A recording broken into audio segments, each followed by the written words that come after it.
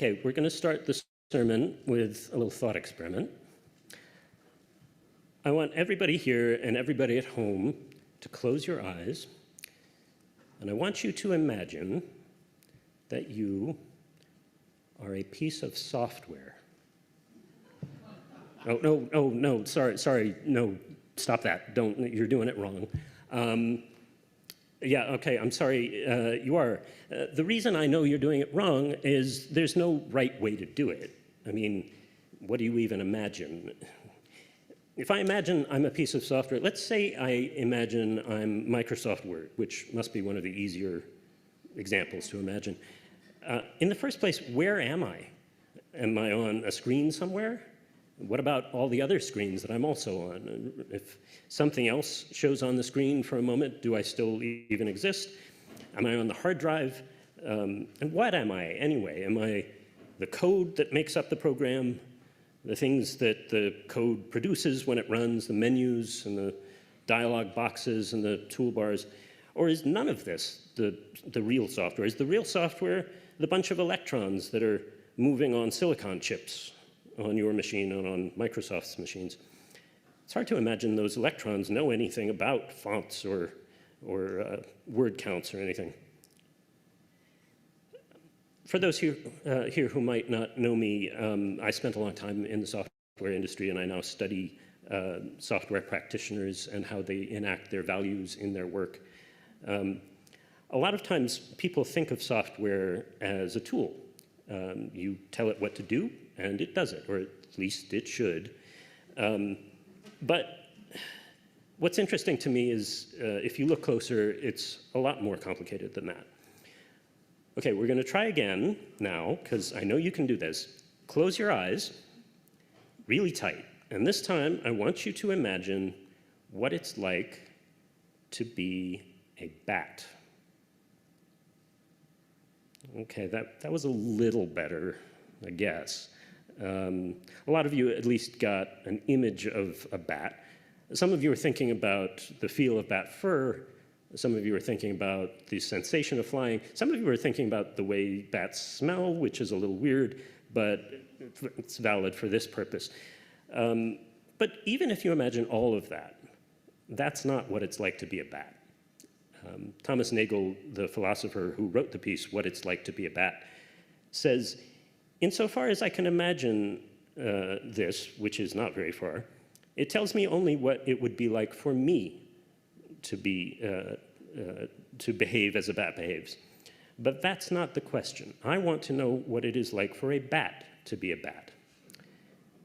And there we come up short, if only because, as Nagel also says, bat sonar, though clearly a form of perception, is not similar in its operation to any sense that we possess. There's no reason to suppose that it is subjectively like anything we can experience or imagine. Our experience sure looks like it depends on our embodiment. Different bodies, different experiences.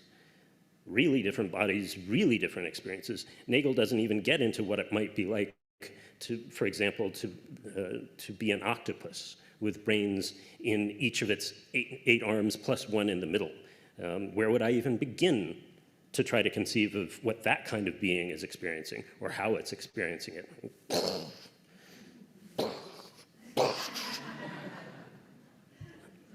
But in life, most of us are not often called to bridge gulfs of difference that are quite that great.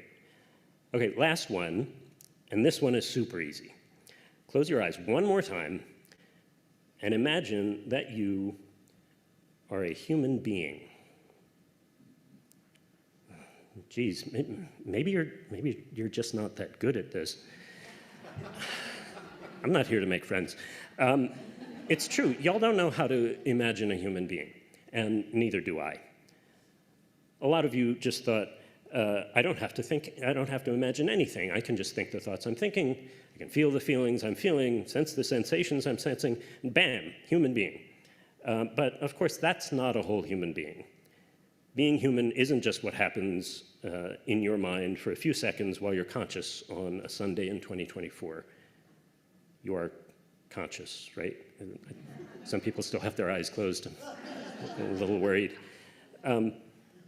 But that's not a whole human being.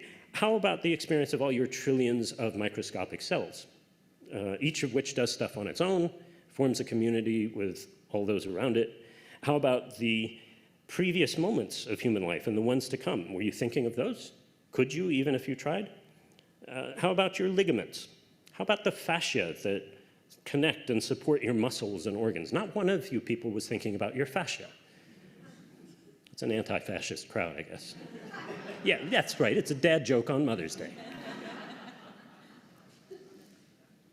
So what do we do with all this? All these different types of beings, I don't know how to be any of them, even the one that I supposedly am. Well, in Unitarianism, we have this principle, the seventh principle, which says we respect the interdependent web of all existence of which we are a part. And in a way, that makes things way worse. Each of us on our own are so many things at once that we can't even comprehend it all.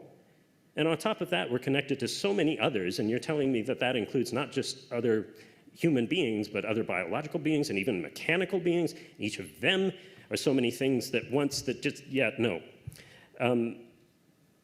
But the fact that we can't simply imagine what it's like to be a human being or any other being relates to what Wendy Rose says in her poem about temporary tourism of the soul. Now, I read that poem a few minutes ago in the only voice that I really have, but I'll say retrospectively that that voice of mine is unqualified to speak that poem on a couple of different levels. For the white poets who would be Indian is an important challenge to the colonial and appropriative impulses of people like me who are interested in expanding our experience and who know that others on the web of existence have experiences that we ourselves haven't accessed. Rose is telling me not so fast. You don't get to say you know me just from imagining me. You don't get to borrow the holiness that has touched me for your own personal purposes without doing the work of being me. And like Rose says, sharing a mother is not enough. Happy Mother's Day, by the way. We all share having been mothered. That doesn't guarantee that we honor that commonality. In the Christian tale of the prodigal son, the good son and the prodigal son share the same parentage, but that's not enough to make them both virtuous. A few years ago, an Irish blogger named Maria Farrell wrote a piece called The Prodigal Tech Bro. It's about the steady trickle of guys, they're all guys, who leave top jobs at big tech firms and confess in public the terrible things those firms do to vulnerable people in society. Farrell notices that these people get immediately celebrated for taking a stand against tech harms, without the crucial step that the actual prodigal son experiences, the step of hitting rock bottom, repenting and swallowing his pride to go home. Which would be one thing if there weren't a lot of people in tech who are working to highlight these harms and counter them, who never took cushy jobs in Silicon Valley and never got celebrated. The field of software where I work and study is a site of a lot of borrowed glory, in which, very much like what Rose says about poetry, a few people capitalize on value that's contributed by others, like your social media posts or your product searches, but don't necessarily honor the work that went into that value. To design and produce software, you have to invoke some idea of the people who will use it. The way to do that with minimum effort and time is to imagine that your users are just like you, or just like you think they should be. It's a huge no-no in pretty much any aspect of human relationship, but it's done all the time in tech, where the impacts are multiplied infinitely by the infinite scalability of the software.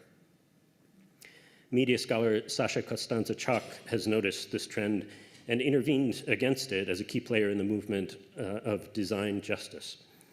As a non-binary trans femme, Costanza-Chock themselves has an embodied experience very different from a lot of tech designers' expectations.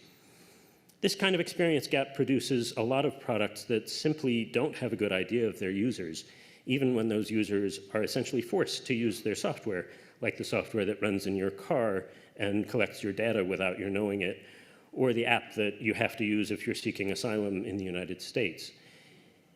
It can wreak a lot of havoc, and it has. Design justice mandates that the people most affected by design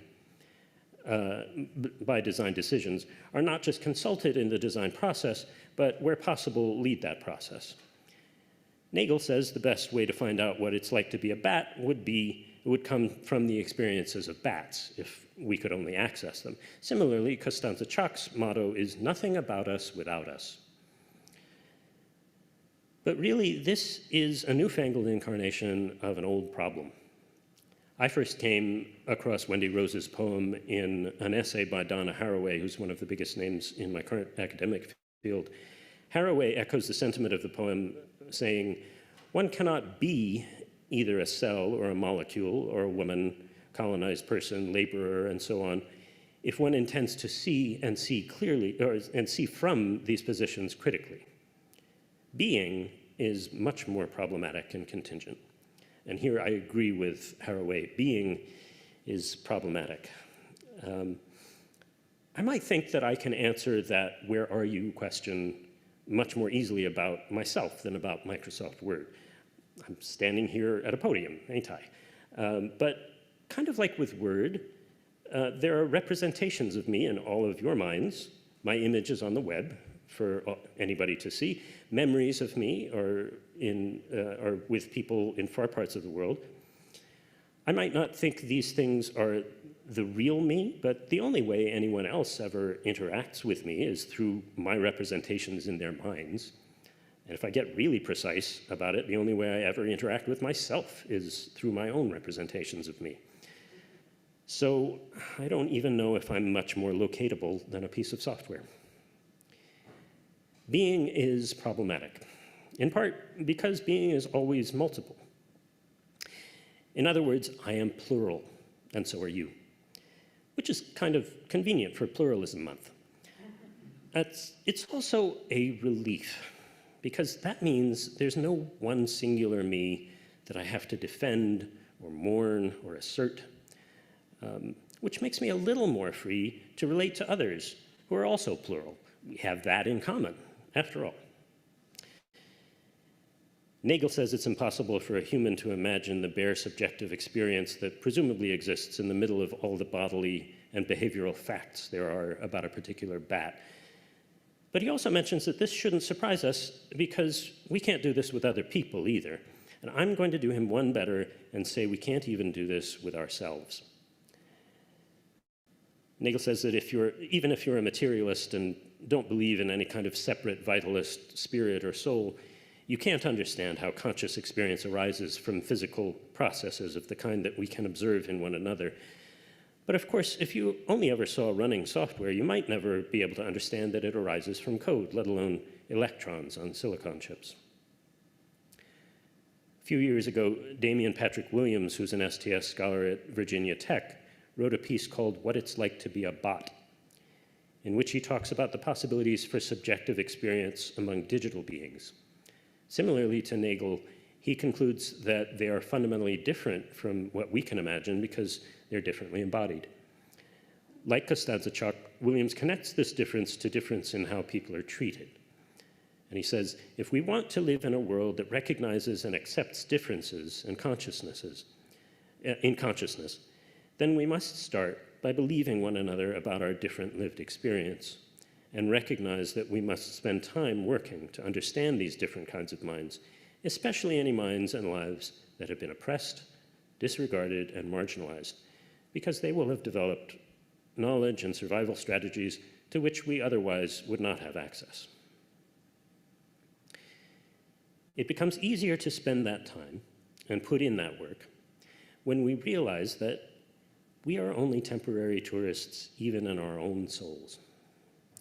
None of us has the single right viewpoint, the one real position, the unique privileged example to set for anyone else. We are all imperfect bundles of things, bundled imperfectly with other imperfect bundles of things. So what do I do about meeting all these other beings, all these residents of the interdependent web of all existence, if I'm only ever a temporary tourist? Well, I can decide what kind of tourist I want to be. I can be the curious and humble and respectful kind, Or I can be the kind that compares everything to what I know from back home and judges what's better and worse. After all, if I share the fact of my fundamental plurality with every being I encounter, and I do, then there is no back home that's fundamentally any separate or distinct from any of their homes. Maybe I can relax about needing other beings to be like me if I admit that I don't even know what I'm like myself. And maybe I can relax, if I can relax about that, I'll find it easier to really get to know them and be knowable myself. May it be so.